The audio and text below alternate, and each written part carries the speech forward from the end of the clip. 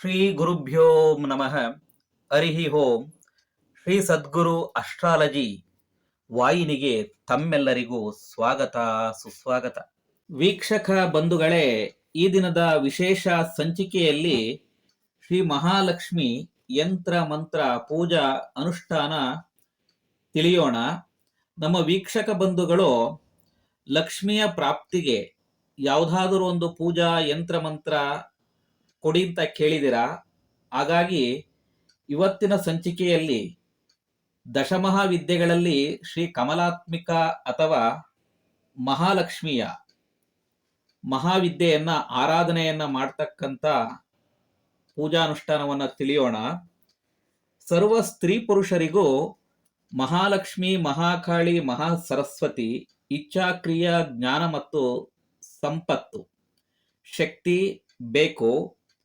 ಒಂದು ಗಾದೆ ಮಾತನ್ನ ನಾವು ನೋಡ್ತೇವೆ, ಹಣವಿಲ್ಲದವನು ಎಣಕ್ಕೆ ಸಮಾನ. ಅಂದ್ರೆ ನಿರ್ಜೀವ ಪ್ರಾಣಿಯ ದೇಹವನ್ನ ಯಾವ ರೀತಿ ತಿರಸ್ಕಾರವನ್ನ ಮಾಡ್ತಾರೆ, ಹಾಗೆ ಈ ಸಮಾಜದಲ್ಲಿ ಹಣವಿಲ್ಲದ ವ್ಯಕ್ತಿಯನ್ನ ತಿರಸ್ಕರಿಸಿರ್ತಾರೆ. ಜೀವನದಲ್ಲಿ ಸಂಪತ್ತಿನ ಕೊರತೆಗೆ, ಬಡತನಕ್ಕೆ ಅನೇಕ ಕಾರಣಗಳಿವೆ. ನೋಡೋದಾದ್ರೆ ಪೂರ್ವ ಜನ್ಮದಲ್ಲಿ ಮಾಡಿರುವ ಕರ್ಮ ಬಂಧನಗಳು, ಋಣಬಾಧೆಗಳು, ಶಾಪ ಪಾಪಗಳು ಇವೆಲ್ಲವೂ ಸಹ ಈ ಒಂದು ಬಡತನಕ್ಕೆ ಕಾರಣ ಆಗಿರುತ್ತೆ.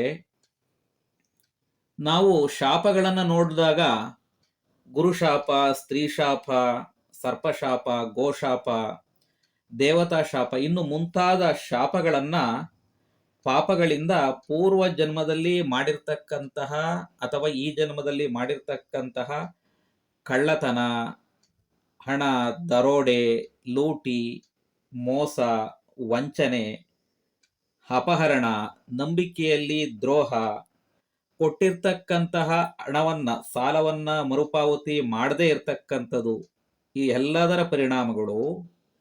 ಮತ್ತು ಸಮಾಜದ ಋಣ, ಅಂದ್ರೆ ಸಮಾಜದ ಋಣ ಅಂತಂದಾಗ ಅನೇಕ ಗೋತ್ರಗಳಲ್ಲಿ ಹುಟ್ಟಿರುವ ಜನಗಳು ಯಾವುದಾದ್ರೂ ಒಂದು ಕೆಲಸಕ್ಕೆ ಹಣವನ್ನ ಸಂಗ್ರಹಣೆಯನ್ನ ಮಾಡಿರ್ತಾರೆ.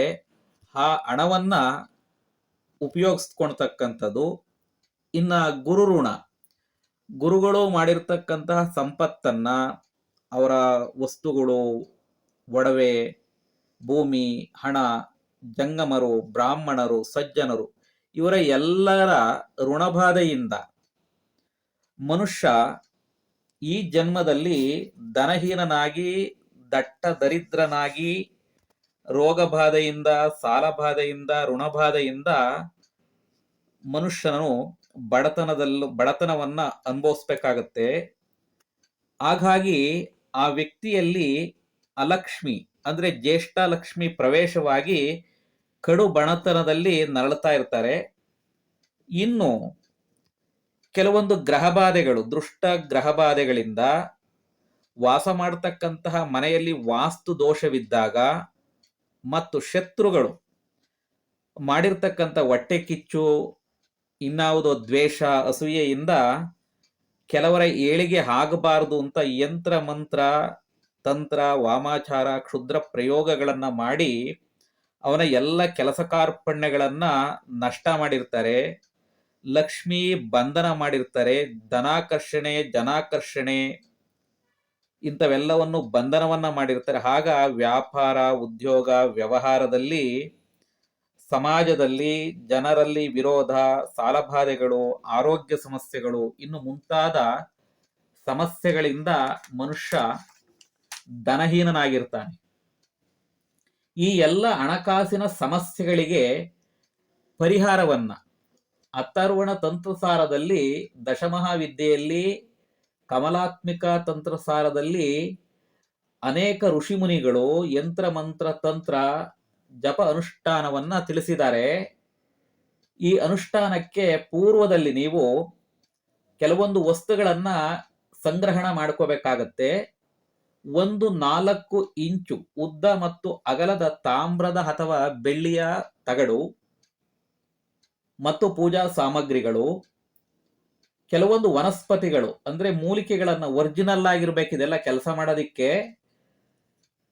ಒರಿಜಿನಲ್ ಅರಿಶಿಣ, ಕುಂಕುಮ, ಗೋರೋಜನ, ಬಿಳಿ ಸಾಸಿವೆ, ಬ್ರಹ್ಮದಂಡೆ ಗಿಡದ ಬೇರು, ಬಿಲ್ವಪತ್ರೆಯ ಎಲೆಗಳು, ಪಚ್ಚ ಕರ್ಪೂರ ಅಂತ ಸಿಗುತ್ತೆ, ಕರ್ಪೂರದ ಥರನೇ ಇರುತ್ತೆ ಪಚ್ಚ ಕರ್ಪೂರ, ಜಟಾಮಸಿ, ಕುಂಕುಮ ಕೇಸರಿ, ಶ್ರೀಗಂಧ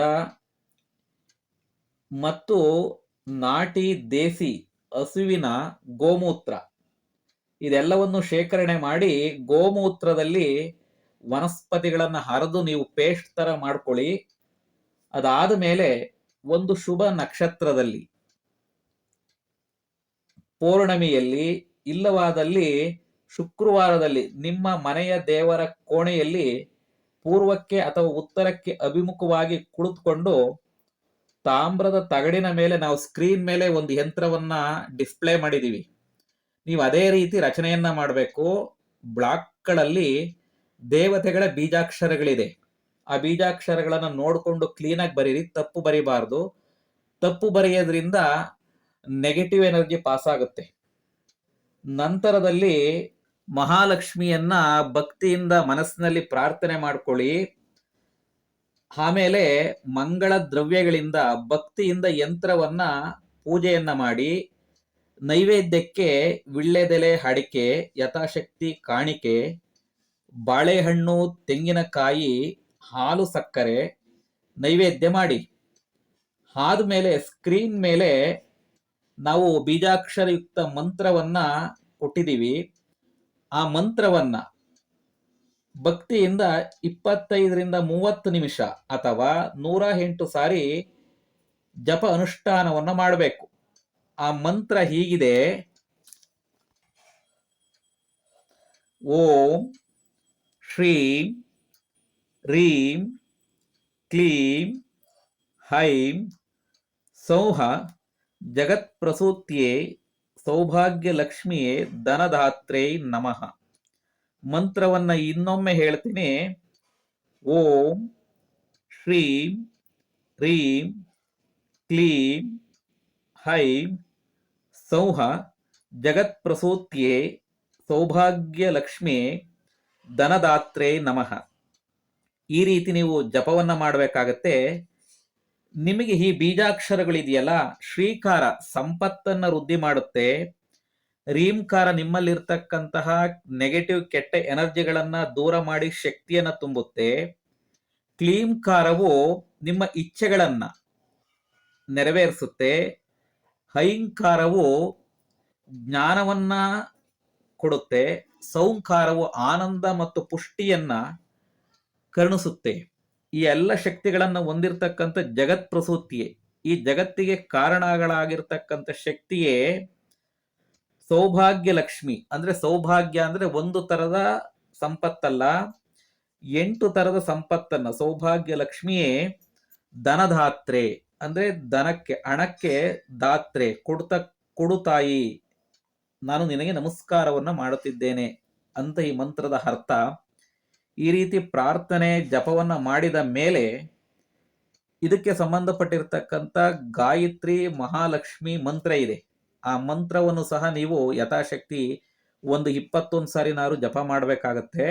ಆ ಮಂತ್ರ ನೋಡಿ: ಓಂ ಮಹಾಲಕ್ಷ್ಮೈ ಚ ವಿದ್ಮಹೆ ವಿಷ್ಣು ಪತ್ನೈ ಚ ಧೀಮಹಿ ತನ್ನೋ ಲಕ್ಷ್ಮಿ ಪ್ರಚೋದಯಾತ್. ಇನ್ನೊಮ್ಮೆ ಹೇಳ್ತೇನೆ: ಓಂ ಮಹಾಲಕ್ಷ್ಮೈ ಚ ವಿದ್ಮಹೆ ವಿಷ್ಣು ಪತ್ನೈ ಚ ಧೀಮಹಿ ತನ್ನೋ ಲಕ್ಷ್ಮಿ ಪ್ರಚೋದಯಾತ್.